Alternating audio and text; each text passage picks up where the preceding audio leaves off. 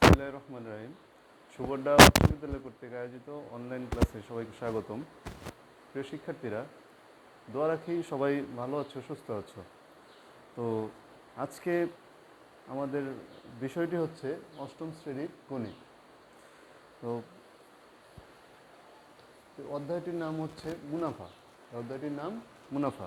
তো মুনাফা সম্বন্ধে যদি আমরা জানতে চাই বা শিখতে চাই এই অধ্যায়ের অঙ্কগুলো, তাহলে প্রথমে আমাদের একটা সূত্র শিখতে হবে। সেটা হলো যে মুনাফার সূত্র। তো তো সূত্রটা হলো এরকম যে আই সমান সমান পি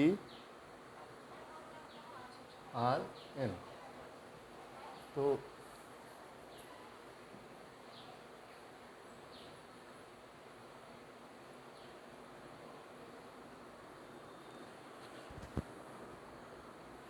এই সিম্বলগুলোর সম্বন্ধে যদি আমরা একটু জেনে নিই, যে আই সমান সমান আই মানে কি, পি মানে কি, আর মানে কি, এন দ্বারা কি বোঝায়, তাহলে সেগুলো যদি আমি একটু বলি।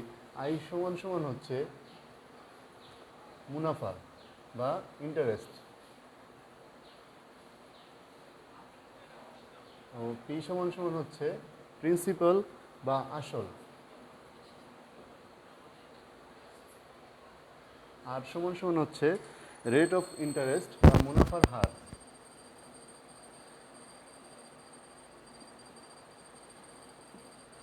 আর এন সমান সমান হচ্ছে এন দ্বারা টাইম রে বোঝায় বা সময় আর কি, সময়। এটা হচ্ছে মুনাফার সরল মুনাফা, যেটাকে আমরা বলি সরল মুনাফার মেন সূত্র বা একটাই সূত্র আছে, সেটা হলো এটা আই সমান সমান পি আর এন। আর আরেকটা সূত্র আছে যেটা এইটা থেকে বের করা হচ্ছে, যেমন মুনাফা আসলের সূত্র, এটা বলে মুনাফা আসলের সূত্র। তো মুনাফা আসল এ সমান সমান P plus I, P plus I. মুনাফা আসল মানে এ মানে হচ্ছে, এটা হচ্ছে আসল আর এটা হচ্ছে মুনাফা। মুনাফা আসল সমান সমান মুনাফা আসল। এখন এই পি সমান সমান পি, অনেক সময় এর সূত্রটা এরকম হয় যে আই সমান সমান এই আয়ের মানটাকে বা আই সমান সমান যেটা যে সূত্র, সেটা এখানে বসানো হয় পি আর এন। তো এখান থেকে যদি আমরা পি কমন নিই, তো ওয়ান প্লাস আর এন। তো সূত্রটা অনেক সময় হচ্ছে এরকমভাবে দেখতে পারো যে মুনাফা আসলে সূত্রটা এ সমান সমান পি ইন্টু ওয়ান প্লাস আর এন। ঠিক আছে? তো এই এটা হচ্ছে এ দ্বারা বোঝানো হয় মুনাফা আসল।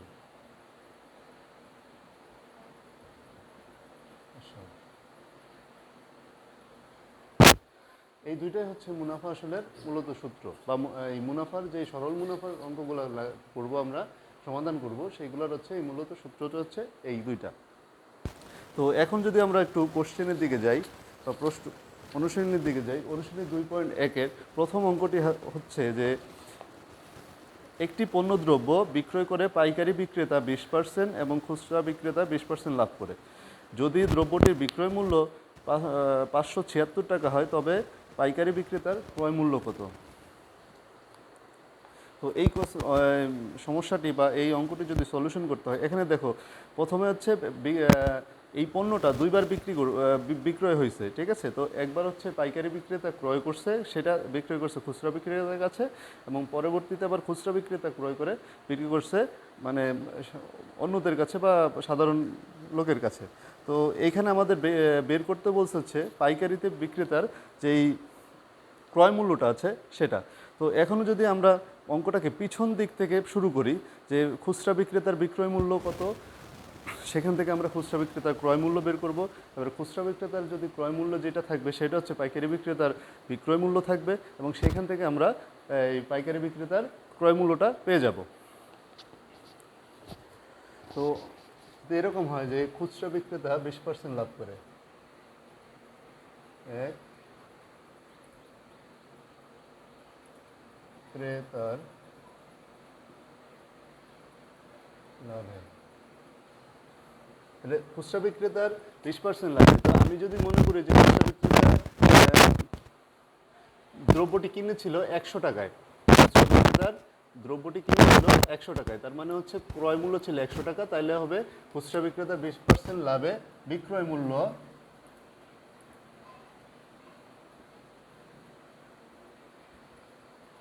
মূল্য 100 প্লাস 20, 120 টাকা। তাহলে এখানে হচ্ছে খুচরা বিক্রেতার বিক্রয় মূল্য ছিল 120 টাকা, যখন সেটা সে কিনেছিল হচ্ছে 100 টাকায়। ঠিক আছে, তাহলে এইখানে দেখো এটা অঙ্কটিতে দ্রব্যটির খুচরা বিক্রয় মূল্য 576 টাকা ছিল। তাহলে আমরা এখান থেকে খুচরা বিক্রেতার যেই ক্রয় মূল্যটা সেটা আমরা বের করে নিব। তো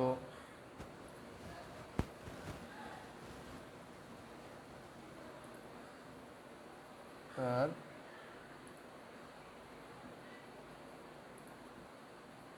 বিশ টাকা হলে ক্রয় মূল্য 100 টাকা। খুচরা বিক্রেতার বিক্রয় মূল্য 1 টাকা হলে ক্রয় মূল্য 120 টাকা। খুচরা বিক্রেতার বিক্রয় মূল্য 576 টাকা হলে ক্রয় মূল্য 100 গুণ 576, নিচে হবে 120।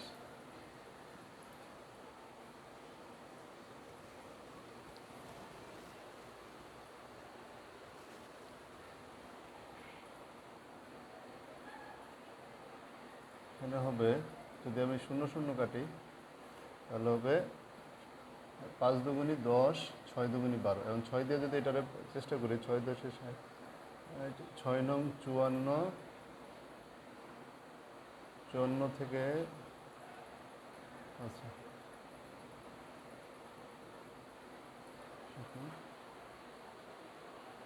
6 6 তাকে 3 6 6 36, তাহলে এখানে এটার 96 টাকা। তাহলে হচ্ছে খুচরা বিক্রেতা এই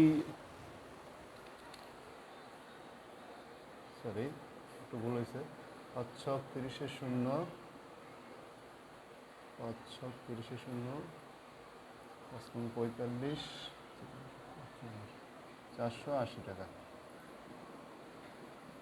আচ্ছা, তাহলে খুচরা বিক্রেতা যে এই দ্রব্যটি কিনেছিল হচ্ছে 480 টাকা এবং বিক্রি করেছিল হচ্ছে 576 টাকা। এখন এখানে কথা হচ্ছে যে এই যে খুচরা বিক্রেতার যেটা ক্রয় মূল্য ছিল সেটা কিন্তু পাইকারি বিক্রেতার ক্রয় মূল্য ছিল, সেই কথাটা এখন আমরা লিখব যে খুচরা বিক্রেতার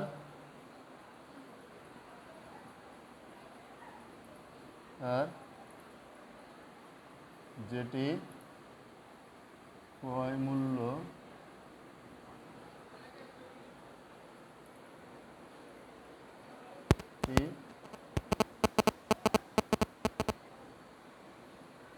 বিক্রেতার বিক্রয় মূল্য।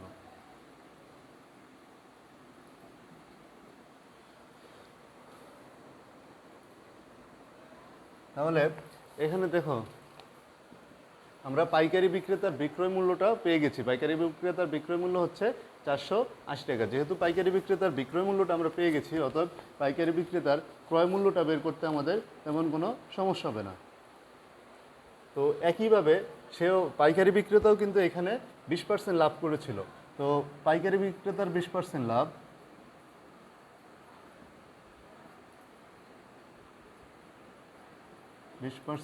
লাভে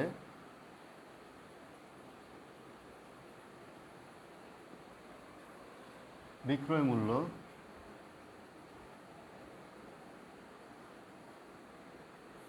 100 প্লাস 20, 120 টাকা। তো একইভাবে সেম এইখানে যেভাবে লিখছি সেম একইভাবে লিখব যে পাইকারি বিক্রেতার বিক্রয় মূল্য যদি 120 টাকা হয়, ক্রয় মূল্য 100 টাকা, আর 1 টাকা হলে কত, আর 480 টাকা হলে কত।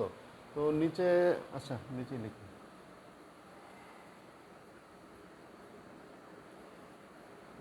তার বিক্রয় মূল্য 100 টাকা হলে ক্রয় মূল্য 100 টাকা। তো পাইকারি বিক্রেতার বিক্রয় মূল্য 1 টাকা হলে মূল্য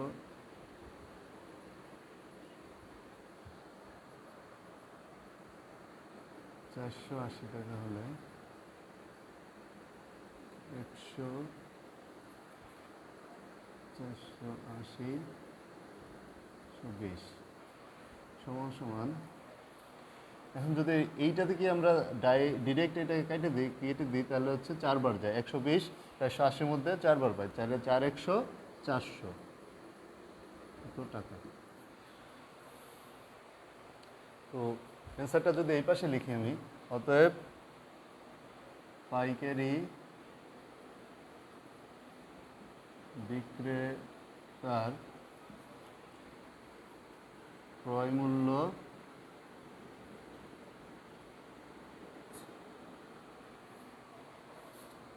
400 টাকা। অ্যান্সার ঠিক আছে। তাহলে অঙ্কটা যদি আরেকবার বলি যে খুচরা বিক্রেতার বিক্রয় মূল্য 20% লাভে, অর্থাৎ বিক্রয় মূল্য 20% লাভে বিক্রয় মূল্য যেটা হবে সেটা হলো যে 120 টাকা। তাহলে খুচরা বিক্রেতার বিক্রয় মূল্য 120 টাকা হলে ক্রয় মূল্য 1 টাকা হলে কত, আর 576 টাকা হলে কত। তো এখানে কাটাকাটিটা হলো যে এরকম যে 0 আর 0 প্রথমে কেটে দিয়েছি, তো 5 দুগুণি 2, পরে 10-এর 12 দিয়ে 2 দিয়ে ভাগ করছি, তো 5 দুগুণি 10 আর 6 দুগুণি 12, এরপরে 6 দিয়ে 576-রে ভাগ করার পরে সেটা হলো রেজাল্ট আসছে কতবার, 96 বার। তো এই 96 সাথে 5 গুণ করলে 480 টাকা হয়। এই একইভাবে খুচরা যেহেতু বলছে খুচরা বিক্রেতার যেটি বিক্রয় মূল্য, এরপর সেটি হচ্ছে পাইকারি বিক্রেতার ক্রয় মূল্য ছিল, খুচরা বিক্রেতার যেগুলো ক্রয় মূল্য সেটি পাইকারি বিক্রেতার বিক্রয় মূল্য। তার মানে 480 টাকা হচ্ছে পাইকারি বিক্রেতার বিক্রয় মূল্য। তো একইভাবে আবার ওই আগের মতো 20%, সেও যদি 20% লাভ করছিল, তো তার 20% লাভে তারও বিক্রয় মূল্য হচ্ছে 120 টাকা। তো পাইকারি বিক্রেতার বিক্রয় মূল্য 120 টাকা হলে ক্রয় মূল্য 1 টাকা হলে কত, 480 টাকা হলে কত হয়, তো এটা হচ্ছে 400 টাকা। এইটা হলো যে প্রথম যেই সমস্যা, এই সমস্যাটার সমাধান। এরপরে যদি আমি তারপরেরটা সমাধান করি,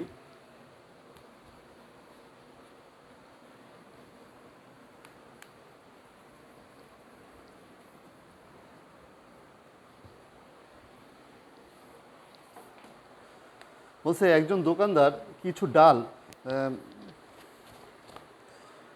2375 টাকা বিক্রয় করায়, তাই 5% ক্ষতি হলো। ডালটি কত টাকায় বিক্রয় করলে 6% লাভ হতো। তো প্রথমে আমরা কি করব, যে সে যে ক্ষতি হয়েছে সেই ক্ষতিটা প্রথমে বের করব, বের করার পরে তারপরে যে কত টাকা লাভ হইতো, কত টাকা বিক্রি করলে 6% লাভ হইতো সেটা বের করব। আচ্ছা, 5%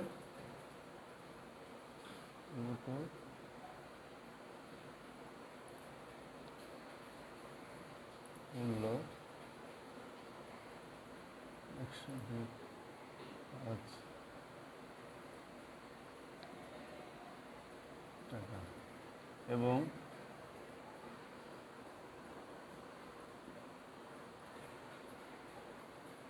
লাভে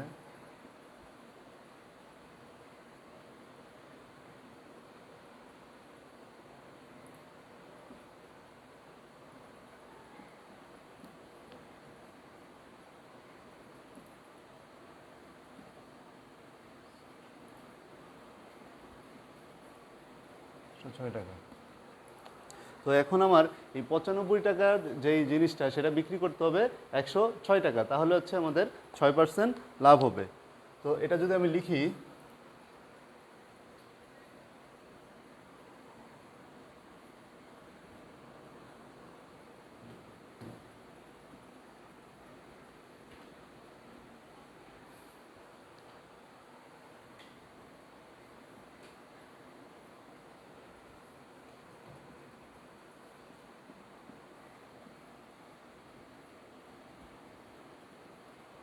আর এখানে যেটা ক্ষতিতে আমরা যে টাকাটা বিক্রি করেছিলাম সেটা যে 2300 টাকার ডাল বিক্রি করতে হবে,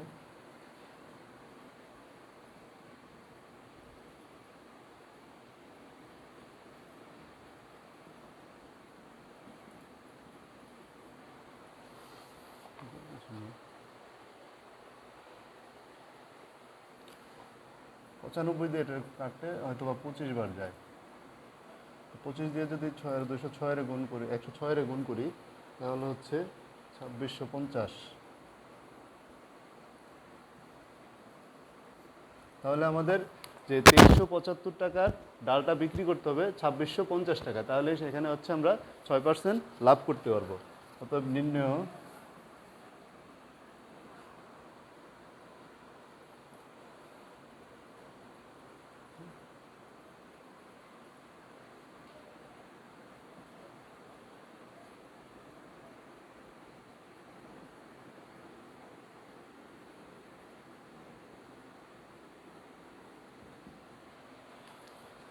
আচ্ছা, এটা ছিল 2 নম্বর অঙ্কের সলিউশন। এরপরে যদি আমি দেখি তাহলে 3 নম্বর অঙ্কটা হচ্ছে 30 টাকা 10টি দরে এবং 15টি দরে সমান সংখ্যক কলা ক্রয় করার পরে 30 টাকা যদি 12টি দরে বিক্রি করা হয়, শতকরা কত লাভ বা ক্ষতি হয়। তাহলে আমরা কি করব, যে একটি একটি করে কলার দাম বের করব প্রথমে, তারপরে হচ্ছে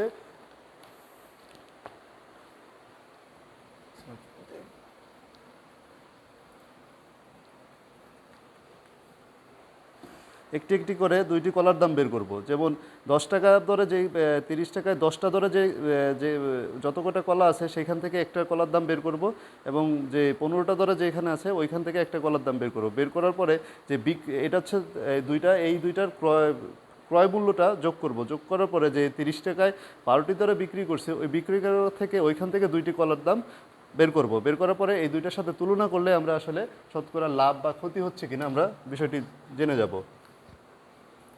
তো যদি লিখি যে 10টি কলার দাম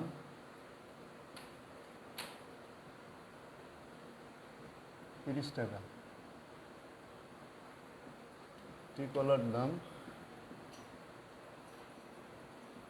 3 টাকা। একইভাবে আবার যদি লিখি, আবার 10টি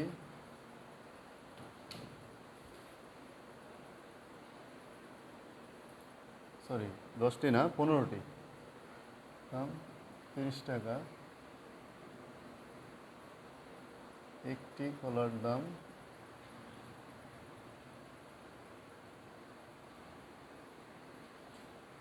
2 টাকা।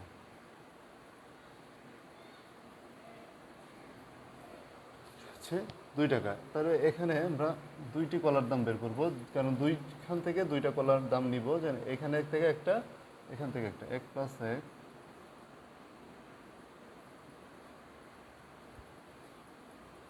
দাম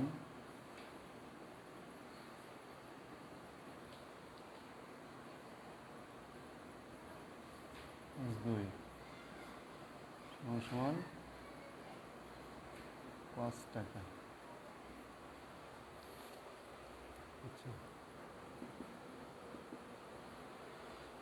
এখন হচ্ছে যেই টাকা আমরা বিক্রি করেছিলাম, যেই টাকা দরে ক্রয়ের, এখানে যদি আমি একটু লিখে দিই ক্রয়ের ক্ষেত্রে,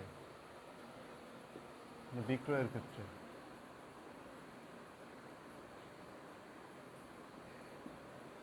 12টি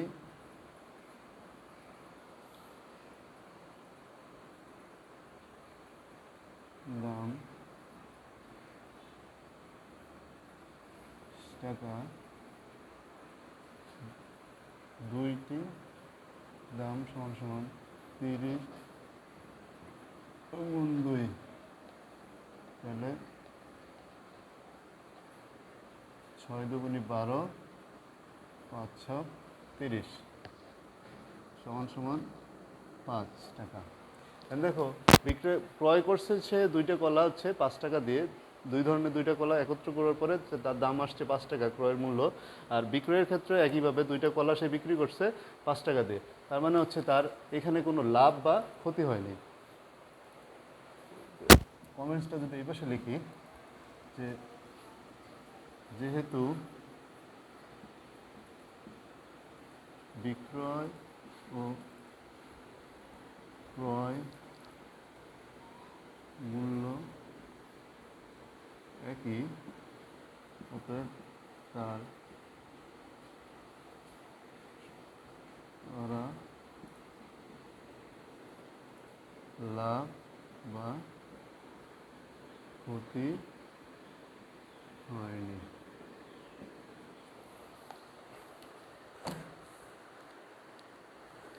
আচ্ছা, এটা ছিল হচ্ছে 3 নম্বর অঙ্কের সলিউশন। তো এরপরে যদি আমরা আসি যে 4 নম্বর যে অঙ্কটা, সেটা হলো যে মেনলি এই যে সূত্রগুলো আমরা দেখাইছি, যে সূত্রটা দেখাইছি সেই সূত্রের অঙ্ক। তো এটা বলছে যে বার্ষিক শতকরা মুনাফার হার 10.50 বা টাকা হলে 2000 টাকায় 5 বছরের মুনাফা কত হবে?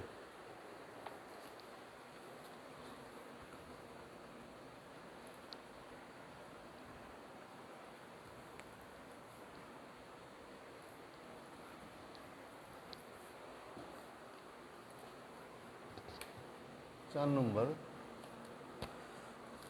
এই অঙ্কগুলো আসলে খুবই সোজা যদি সূত্রটা তোমার জানা থাকে। তো এখানে কি কি দেওয়া আছে সেটা যদি আমি একটু দেখি। দেওয়া আছে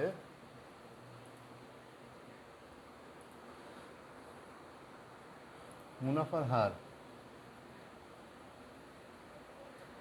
হার মুনাফার হারকে কি দিয়ে চিহ্নিত করছিলাম?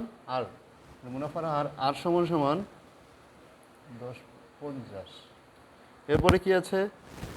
200 টাকায়, তার মানে আসল।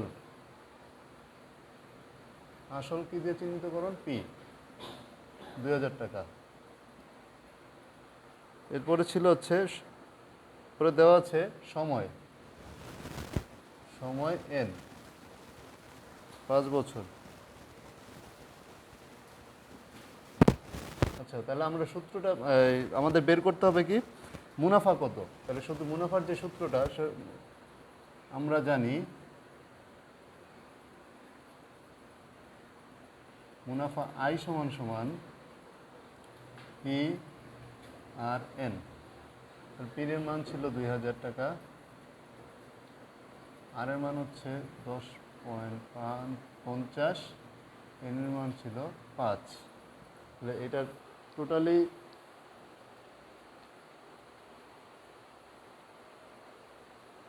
এটা হবে, একটু যদি ক্যালকুলেট করে নিই।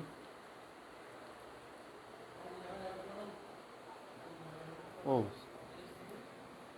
আচ্ছা, এখানে মুনাফার হার ছিল 10, এটাকে আমি একটু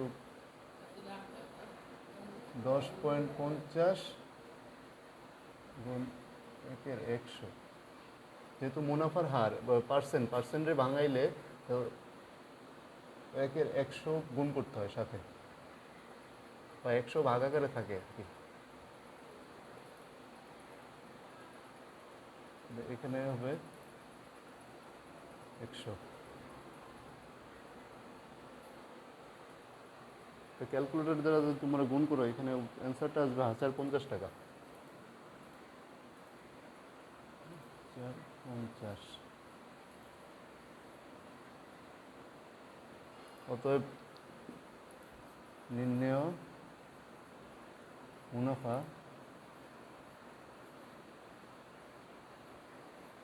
50 টাকা। অ্যান্সার।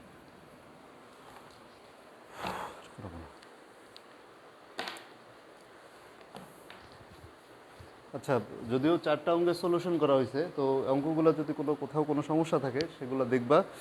আর তোমাদের বাড়ির কাজ থাকবে একই ধারার অঙ্ক যেগুলো আছে, বিশেষ করে যেমন 5, 6, 7, 8 HW বা বাড়ির কাজ যেটা বলো, এগুলো হচ্ছে 5, 6, 7, 8। এগুলো বাসায় ট্রাই করবা। তো যদি না পারো অবশ্যই আগামী ক্লাসে এগুলো সলিউশন করার চেষ্টা করব। তো আজকের মতো এখানেই সমাপ্তি। তো সবার সুস্থতা এবং হচ্ছে দীর্ঘায়ু কামনা করে আজকে এখানে শেষ করছি। আর যাবার আগে আরেকটা কথা, যেহেতু এখন করোনা ভাইরাস এবং ডেঙ্গুর প্রকোপটা একটু বেশি, তো সবাই অবশ্যই বাইরে বের হলে মাস্ক ব্যবহার করবা এবং যতটুকু স্বাস্থ্যবিধি মানা যায় সেটা মেনে চলবা। আর সর্বদাই সতর্ক থাকতে হবে। তো এই কথা বলে আজকে আমার ক্লাস শেষ করছি। আল্লাহ হাফেজ। তো আগামী ক্লাসে আবার দেখা হবে।